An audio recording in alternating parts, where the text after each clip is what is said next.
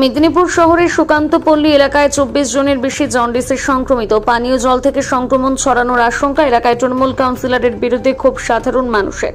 ঘটনাস্থলে পৌঁছয় সিএমওইচ সহ প্রশাসনের শীর্ষ আধিকারিকরা।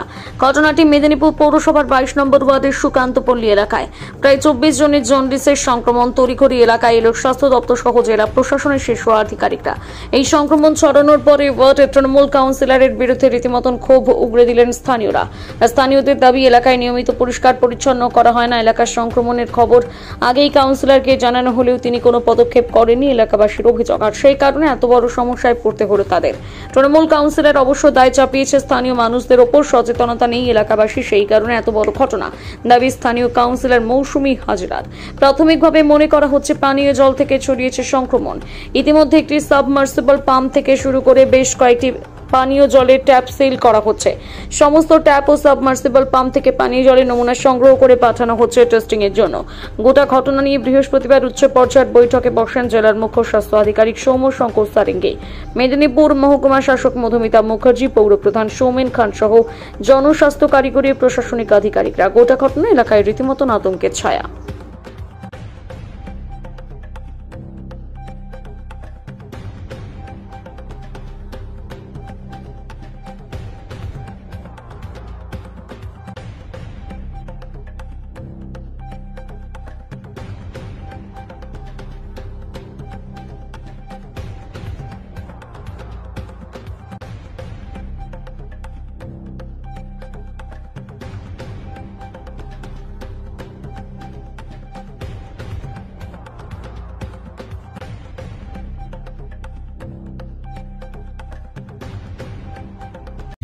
এই এলাকার কাউন্সিলর। কত নম্বর? এটা 22 নম্বর। কি নাম? 22 নম্বর ওয়ার্ডের কাউন্সিলর। তখন মৌসুমী হাজরা ছিল না, ওই তো করেছিল। হ্যাঁ, মৌসুমী হাজরা। এই জলকে মেনলি প্রবলেম। হ্যাঁ, মেনলি প্রবলেম আমাদের ধারণা এই জলটা খেয়েই হয়েছে, কারণ আমরা তো এই জল আমরা সব দিনই খাই, আমাদের কিছু হয়নি। প্রত্যেকেরই সমস্যা আছে এটা? প্রত্যেকেরই সমস্যা, পেটের সমস্যা প্রত্যেকেরই আছে। জন্ডিসটা ওই 20-25 জনের হয়েছে। তো কয়েকদিন ধরেই এখানে আমরা খবর পাচ্ছিলাম যে মানুষের মধ্যে কিছু জন্ডিসের মতো সিমটম, যেরকম খিদে কমে যাওয়া, বমি বমি ভাব, পেটে ব্যথা, তারপর পেচ্ছাপ হলুদ হয়ে যাওয়া, চোখ হলুদ হয়ে যাওয়া ইত্যাদি হচ্ছে। তাই জন্য আমরা একটি সার্ভে করেছিলাম এবং মেডিকেল ক্যাম্পও এখানে গত 2 দিন ধরে চলছে। তো সেখানে আমরা অলরেডি 14টা আমরা টেস্ট করে তাদের হেপাটাইটিস এ পেয়েছি এবং জলেরও টেস্ট করা হয়েছিল, তাতেও একটু কন্টামিনেশন পাওয়া গেছে ব্যাকটেরিয়ার। তো তাই জন্য আমরা আজকে পিএইচই ল্যাবকে ডেকেছি। প্রত্যেকটা ওয়াটার সোর্স আমরা ডিসইনফেকশন করাবো। এর সাথে সাথে যেটা প্রবাবেল সোর্স বলে মনে হচ্ছে, ওখানে একটা স্যালো ওয়াটার পাম্প, একটা পাম্প আছে যেটা অনেকটাই ডিপ থেকে আসছে, 200-250 ফুট, কিন্তু তাহলেও আশেপাশে যেহেতু সোয়েজের ইয়ে আছে, সকিট টকিট আছে, তাই জন্য আমরা যেহেতু ওতে কন্টামিনেশন আছে তাই ওটাকে বন্ধ করে দেওয়া হলো, সিল করা হলো। আজকে চেয়ারম্যানের নেতৃত্বে এখানে ওর দল এসে সেটা বন্ধ করে দিচ্ছে এবং এবার ডিসইনফেকশনের সমস্ত প্রসিডিওর এখানে করা হবে ক্লোরিনেশনের। এর সাথে সাথে এলাকায় এখন একটা অ্যাক্টিভ সার্চ করানো হচ্ছে। আশাকর্মীরা বাড়ি বাড়ি যাচ্ছেন, এরকম সিমটম যাদের আছে তাদের রক্ত পরীক্ষা, তাদের স্টুল পরীক্ষা, তাদের জলের যে সোর্স আছে তার জল পরীক্ষা ইত্যাদি করানো হবে। আগামী 2-3 দিনের মধ্যে 3টে ওয়ার্ডে এই জলটা যাচ্ছে, 20, 21, 22 এই 3টে ওয়ার্ডেই আমরা অ্যাক্টিভ সার্চ করব, করে তাদের চিকিৎসার ব্যবস্থা করা এবং আর যাতে না হয় তার জন্য যা যা স্বাস্থ্যবিধি মেনে চলা দরকার। কারণ আপনারা জানেন এটা একটা ফুডবর্ন এবং ওয়াটারবর্ন ডিজিজ। এটা মাছির থেকেও হতে পারে, খোলা খাবার জল রাখলেও হতে পারে এবং এই জন্য মানুষের হাত না ধুয়ে ঠিকঠাক করে জল সুচের পরে খেলেও হতে পারে।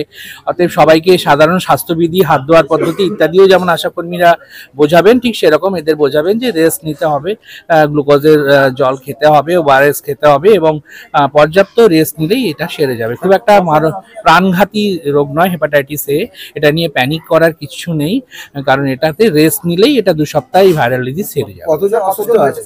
এখন অবধি 24 জন পজিটিভ হয়েছেন, আরো 10 জনের ব্লাড টেস্টে গেছে suspected, most probably they will be positive.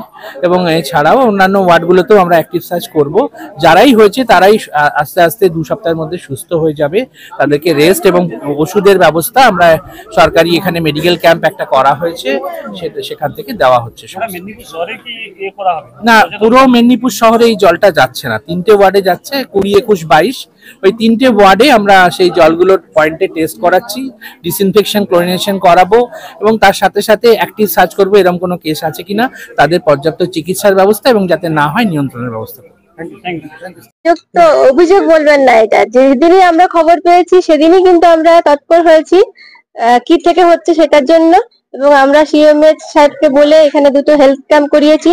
যাদের যাদের মনে হয়েছে যে আমাদের শরীরে অসুবিধা হচ্ছে তাদের কে এখানে এনে আমরা ব্লাড টেস্ট করিয়েছি। পরের একদিন পরে আমরা ব্লাডের রিপোর্ট পেয়েছি, তারপরের দিনও আবার মেডিকেল টিম বসিয়ে আমরা প্রত্যেকটি মানুষকে আমরা যথাযথ ওষুধ দিয়েছি এবং বলেছি যে এরপরে আমরা ওনাদেরকে এতে রাখবো, নজরে রাখছি। যদি কোনো অসুবিধা হয় আমরা পরবর্তী ক্ষেত্রে আমরা পদক্ষেপ নেব এবং আমরা ব্লিচিং দেওয়া শুরু করে সমস্ত কিছু যা যা করণীয় আমরা কিন্তু চেষ্টা করছি। কতদিন আগে খবরটা পেয়েছেন? এই সমস্যাটা কতদিন এদের হচ্ছিল ভেতরে মাস খানেক নয়, ধরুন 15 দিন 15-16 দিন হবে। হ্যাঁ, তারপর থেকে যখন আমি জানতে পারলাম যে 1-2 জনের হচ্ছিল, সেটাকে আমরা অতটা ভাবিনি যে এরকম ভাবে ছড়িয়ে পড়বে। কিন্তু যখন দেখলাম যে 4-5 জনের হয়ে গেছে তখনই কিন্তু আমরা উদ্যোগ নিয়েছি যে এটা কিভাবে হচ্ছে সেটা খোঁজ নেওয়া। আমরা ওই যারা কবে নাগাদ জানতে পারলেন? আমি জেনেছি ধরুন হলো 7-8 দিন হলো জেনেছি। 7-8 দিন কি হয়েছে বলে মনে হচ্ছে? জলের ইনফেকশন থেকেই হয়েছে এটা মনে হচ্ছে।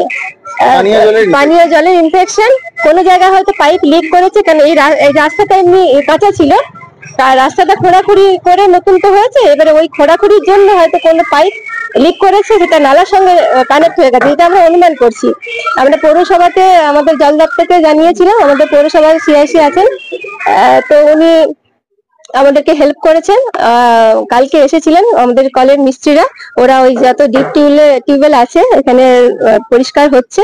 দেখা যাক এটা কি হয়েছে, আমরা রিপোর্ট না এলে তো বলতে পারবো না, আমরা অনুমান করছি যে এটা জলের থেকে হয়েছে। এলাকায় একজন অভিযোগ করছে যে ওই যে সাবমার্সিবল যেটা আপনি তৈরি করেছেন আপনার থেকে হয়েছিল, ওই জল খাওয়ার পর জল ছানা কেটে রাখার পরে সমস্যা হচ্ছে বলছে।